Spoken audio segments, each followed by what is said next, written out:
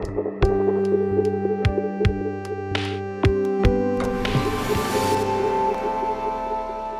my name is Emilie Poirier, and I'm the head of short film here at FNC, and I'll be your host for this Q&A. So you just watched the program number 4 of the national competition. In this program, you've seen Sunken Cave and Migrating Bird from Qiuli, Nadia from Malorie, Urbanovitch, Everyday Like This from Lev Lewis, Fear in Motion de Jean-Christophe Yacono, and Parlour Palm de Rebeccah Love. With us today for the Q&A, we have Qiuli, Malorie Urbanovitch, Lev Lewis, and Jean-Christophe Yacono. Maybe will join us, but we don't know yet. So first of all, thanks for accepting our invitation, guys. We're really happy that you're with us, even if it's like really weird to do a Q&A online during COVID. So thank you. So now the first question, it will be like, please introduce yourself, your practice, and your film that is presented at FNC. So we'll start with Qiuli, please. So hi everyone, my name is Qiuli, and I'm the filmmaker of the short film Sunken Cave and a Migrating Bird. And yeah, I don't know what else to say, so I'll just end it here. But you can say like also, is it your first film or second film, or like, what's your practice revolves around, or? So Sunken Cave and a Migrating Bird is my first film after I graduated from university. So I didn't make the film that I wanted to make at the beginning, but I think I made a film that helped me to learn a lot about my hometown. So I hope everyone enjoyed watching it as well. And can you present the film to the people? I think Sunken Cave and a Migrating Bird is a film that is talking about how people are trying to project their own ideal version of the hometown in their own, like in their surrounding neighborhood. And from that, they create a labyrinth of past memories and also of looking for answers that would not exist in their surrounding. So I think it is a very, like, as you're watching it, you might feel that it is a film created by fragments. And I think that is if you have that feeling, that's a very precise observation. And I think I would hope that audience could see the whole of some kind of ideal landscape from these partial moments. Okay, thank you. So same question with Malorie. So please introduce yourself, your practice, and the film. Hello, my name is Malorie Urbanovitch. I am a first-time filmmaker. Nadia is my debut short. I have just begun my master's in film studies at Concordia University. Before that, I worked as a fashion designer. So I'm very excited to be exploring a new medium with Nadia, and very excited for it to screen in a theater and to share it with an audience. And what's Nadia about? So Nadia is a film that explores themes of inheritance and kind of familial guilt and what we inherit from the generations before us, and kind of the implications of accepting a way of life that was chosen for us. Well, thank you. So, and finally, Lev, can you introduce yourself, your practice, and your film? Hi, my name is Lev Lewis. My film is Everydays Like This. I'm a writer, director, editor, composer. It's my first short film, though I've worked in features before. But it's the first short I've ever written or directed.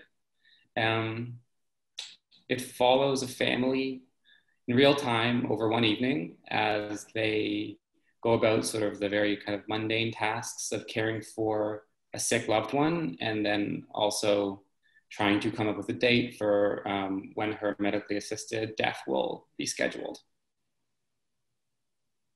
Okay, thank you. So I'll go back to Sunken Cave, the film of Qiuli. My God, I'm so sorry.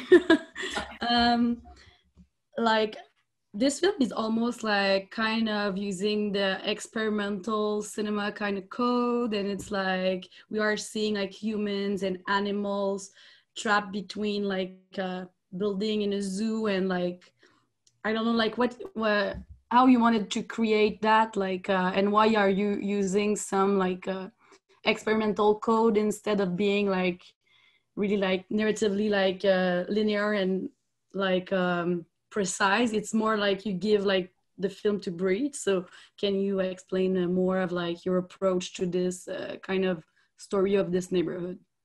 I think I didn't intentionally use a very experimental approach when I'm making this film.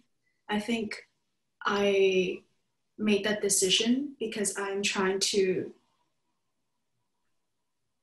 kind of construct the similar feeling that I had when I was a child. Mm-hmm. Because I always feel like I'm living in obscurity when I was when I was living in my hometown. And I feel like a lot of the time I do not know what is happening in my family, and I do not really have a deep connection with my surrounding. I'm just wandering around in the neighborhood, but I did not really understand the things that I was seeing. So that is why I try to, when I was editing the film, I try to put a lot of these fragmented moments together, because those moments together would form this logic that I had when I was a child. So I was kind of trying to imitate that feeling. Mm-hmm. Okay, so it's really interesting. So it was more about like is it like kind of autobiographical, like in your own memoirs and everything? So a little bit. Yeah. And what interests you like in the notions of memoirs and how to put them like in cinema? I think like those things that the kids have done in the film, a lot of children would have done that when they were young. So it's not just personal to me, but I think it's personal to a lot of people. I think what struck me the most when I go back to my hometown this time is that during location scouting, I saw a lot of, in between these densely packed buildings, you would see in the middle, like that they would have some small areas where they try to make a garden. Mm-hmm.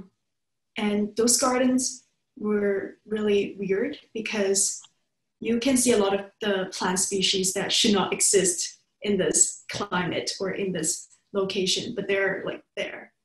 Mm-hmm. And then you start to realize that even though like in China, they're building a lot of buildings and they're killing a lot of trees and kind of ruining the environment a little, but you can see that in the people's heart, they try to reconstruct this ideal form of the forest. Like, so you can see from the foliage, mm-hmm. you can see a bigger forest that they have in mind. Yeah. And I think from that observation, I learned that even though you can say that it's a little bit wrong to put things that are not supposed to be there at a location that you just think you could, and then you put mm-hmm. it there. Yeah. Then I think from that desire, it reflects a lot of the hope that they have mm-hmm. in daily life. So that's what I want to portray. And in a more technical way, maybe, like, can you elaborate on how is it to go back there and to film, and how, and what is your approach to cinematography in that case? Like, when you know, like, you know your old neighborhood, how did you like plan this shooting? Because originally I planned to shoot this film as a feature, which is too ambitious, and I could not do it. And at the same time, I have to do my own cinematography. So I kind of have to make a lot of compromises. And I kind of casted my own family members, which are not professional actors. So I kind of just abandoned the whole original screenplay. And I kind of rely on the observation that I had with the location, and kind of shoot a lot of footage just based on those feelings that I have of that illusion of forest. So I was just walking around the neighborhood and shooting a lot of random footages and asking my family members to wander around, just like, you know, just like these mysterious symbols in a film that you see, and they just walk around and trigger some kind of emotion. That's what I did. That's the approach that I went for when I was doing the action shooting. But of course, you have to kind of make sense of the whole thing when you're doing editing. Yeah. And how is it to work in this like fiction film with like non-actors that were also your family? It was, sometimes it could be a little bit frustrating, but I'm really thankful that they said yes, trying to help me. Yeah. I think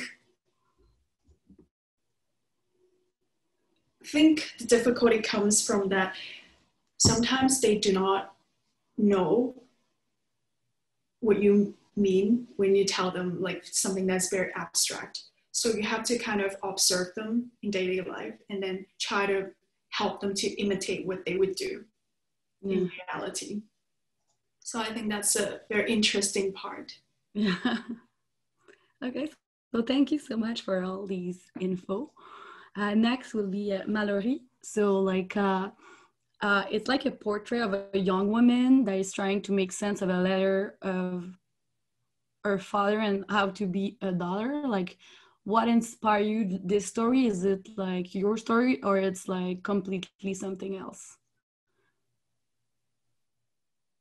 It's not my story, but I think it's a story that I was trying to create a type of kind of allegory for a lot of similar sentiments that, you know, a daughter or a son might feel with, you know, a parent that has been estranged or has maybe acted in ways that they don't necessarily agree with, and trying to navigate how to be a good daughter while still carving out your own identity and your own future without falling into the same repetitions as our parents that we can recognize as non-productive but can't really escape.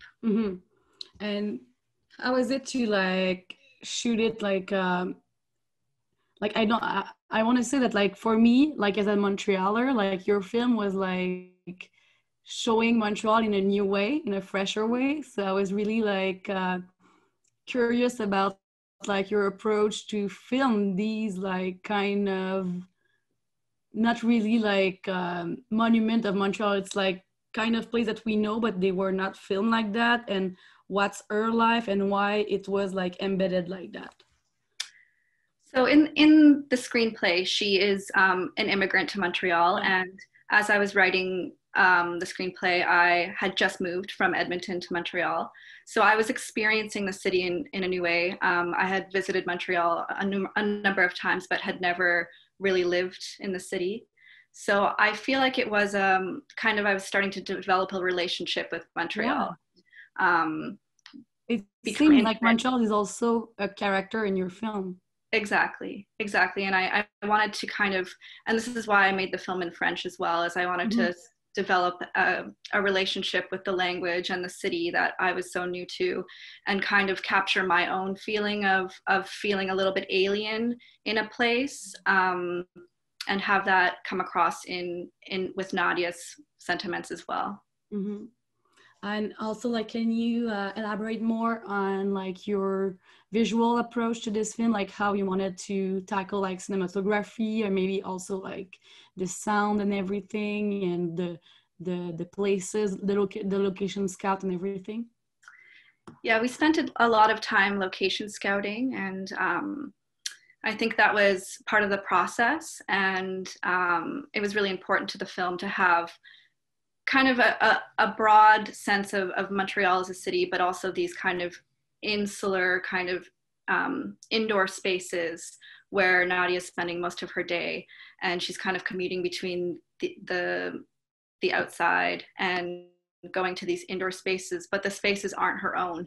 And so we really wanted to create a difference in feeling from a house that she was cleaning versus her own domestic space.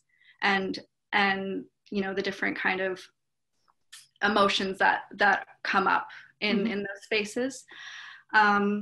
So yeah, it was the locations were definitely really important. And with the cinematography, I worked with two cinematographers who are friends of mine and aren't cinematographers. They're well, at least one is a fashion photographer, and so I met her through the fashion world, and we both love film, and kind of started talking about this project a long time ago. And the aesthetics and the kind of approach to cinematography just felt natural.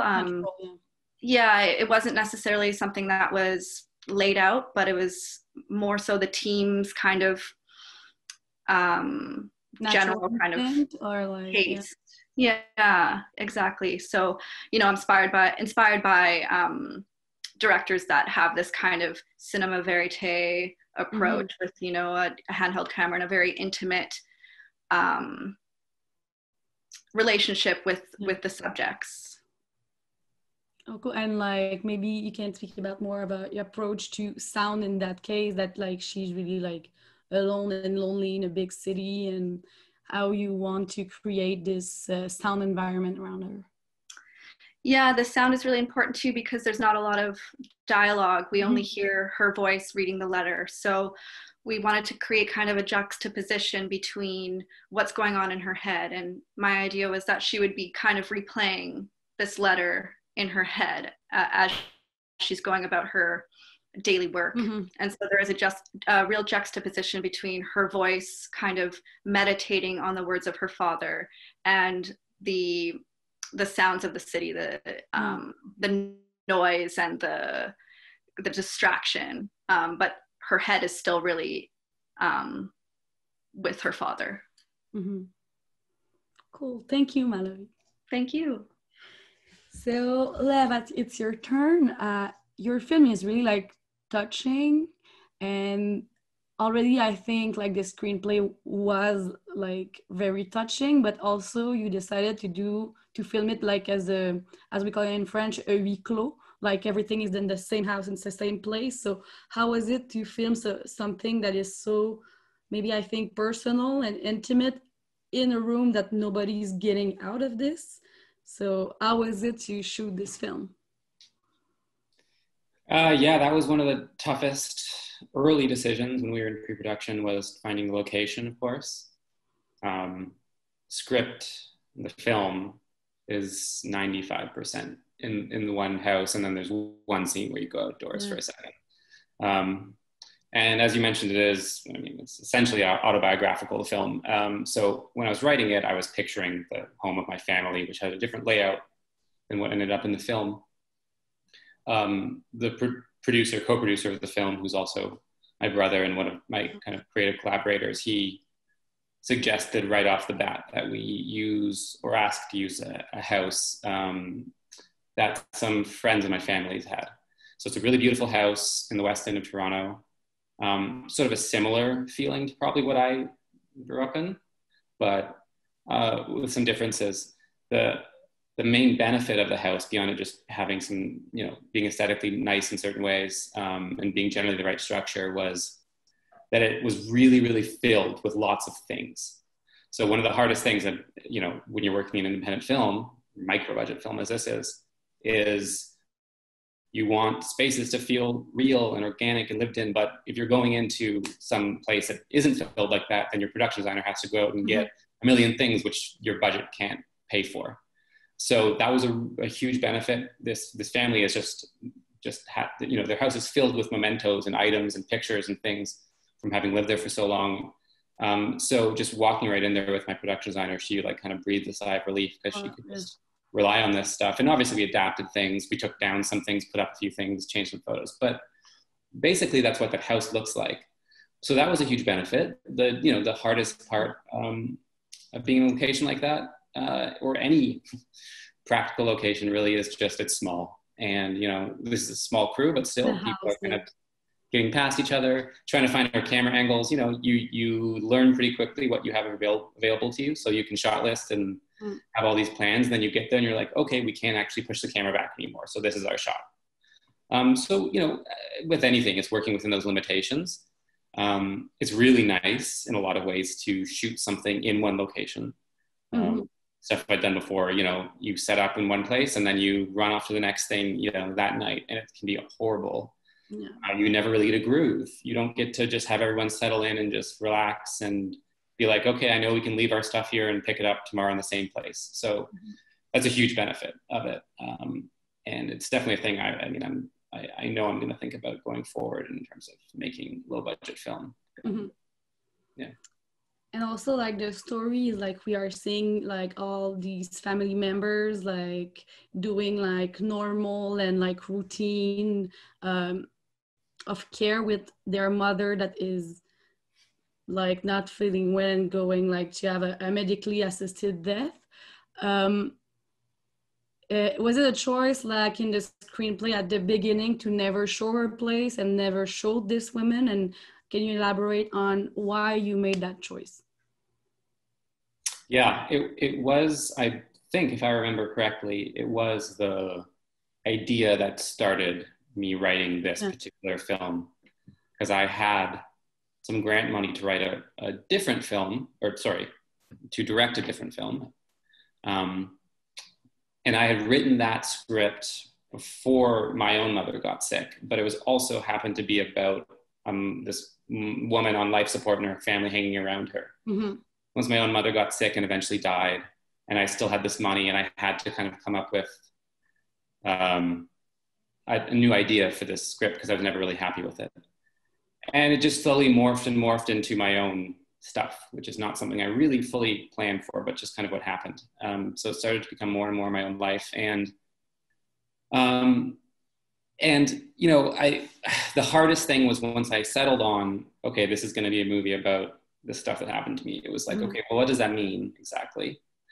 And so the idea that I had, because I have a hard time coming up with ideas for short films, it's a different format than a feature. You don't get to flesh things out, and you don't get to have narrative in the same way. And I don't like shorts that juggle too many things. I like it to be about one thing. So the idea I had was kind of, it's not really about that much. It's about these people doing kind of nothing. It's like the most dramatic months of your life, but one of the most boring nights of that dramatic time, because that's what a lot of dealing with illness is. It's just sitting around dealing with routine, cleaning, getting the groceries, all that stuff. I didn't want it to be boring. Like, it's not like I wanted to make a dull film, but I thought those were moments that were also interesting, as well as the big dramatic moments that come when somebody's sick. Those are interesting, but those have been done a lot too.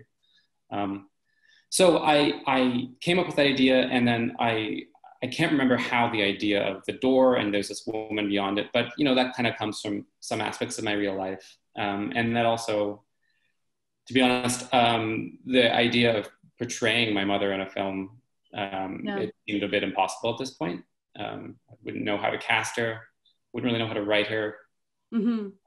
So it was handy in that sense, but it also, it wasn't like I was like, okay, I can't have her in this. And so I came up with some device to take her out of it. It just, all the ideas kind of came together, I guess. And that ended up being it makes it also focused on the people that are floating and helping her, like, because we never see this person. So it's really interesting how you use this mechanism. And also I want to know, like you said, like you work with your brother, but in this film, like, do you have a real sister, or it was like a way to, you change, like, why is this a girl, the main character, or like, why did you change some and things like that? And like the actress is really good and it's really interesting, but I want to know like why, like if you change like the girl for a guy, and the reason that like, yeah. I mean, I think the goal in writing something that's based on your own life is to take the most, let me say that differently. It's to, you know, there's so many details that come from your own life that can be really interesting. And that was the thing that happened in the process of writing this, which was that because I felt some discomfort about writing about my own life, it's not a thing I've really done before, I would try and kind of, you know, put a bit of distance between me and the project. And then I would show the script to my brother or the other producer, and they'd be like, well, what about that thing that happened? That was way more interesting than what you got in there. So you kind of just get further and further into it because you accumulate all these details through living. But at the same time, I don't want to be locked into, okay, this happened to me in real life, therefore it has to be played out like in a film, right? So I don't know, it just started, I just had in my head, I was like, okay, it'll be a sister and a brother.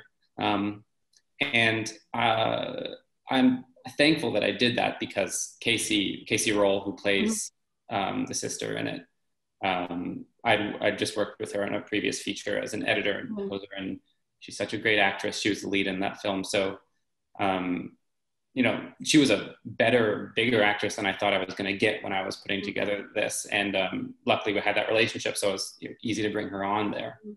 So it kind of worked out, but I don't know. I didn't have a particular reason, you know, I wasn't like, oh, it's got to be a sister for the distance.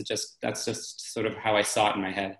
And also like in the more technical way and everything, like, have you pictured that this film was really like close shots, like in, like we said, like the house location, like how you pictured this cinematography and all of this like palette of color that are like more like in a brownish beige and like dark red and everything. So can you speak more about your creative approach to the image?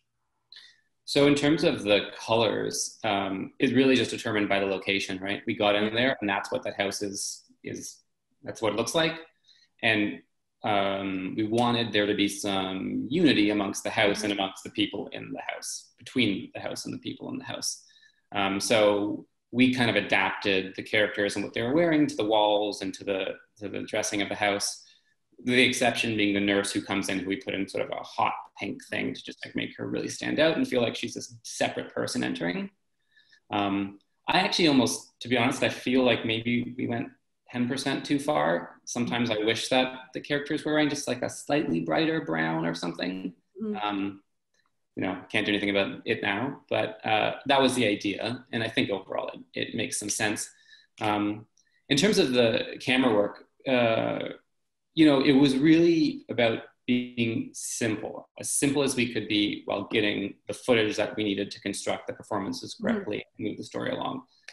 Obviously the starting point was the long hallway shot of the door at the end. And beyond, and there was one, I had one dolly move in the script that we cut out of the final edit. But other than that, there's one other dolly move that's motivated by like character moving. Otherwise, we wanted to set up the camera. We didn't want it to be very rigid, sort of hyper-static camera work that sometimes sort of filmmakers do when they're trying to make something like austere. I wanted to be a bit more fluid than that. So if a character moves, the camera can move with the character. If they don't, then as I said, I had this one shot that was unmotivated camera, but we cut it. You know, I think people overuse close-ups these days. So I didn't want to do that too much. Like you said, it's a small space, so sometimes we just had to be a little bit closer. But generally, I wanted as much as I could to kind of get these sort of straightforward, sort of medium wides. You get to see the characters interacting with each other. The camera gets to move with them a little bit if they move. Just very simple, not obtrusive, and just allowing you to focus on the environment and on the performances. That was the goal. Cool, thank you so much. Thank you guys for all these reflection and like answering my question. Do you have any last word you want to share with us about your film?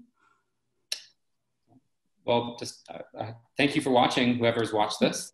And sorry that it can't be done in person, but thank you to the FNC and to the audiences and everybody. It's a pleasure to be part of it this strange year.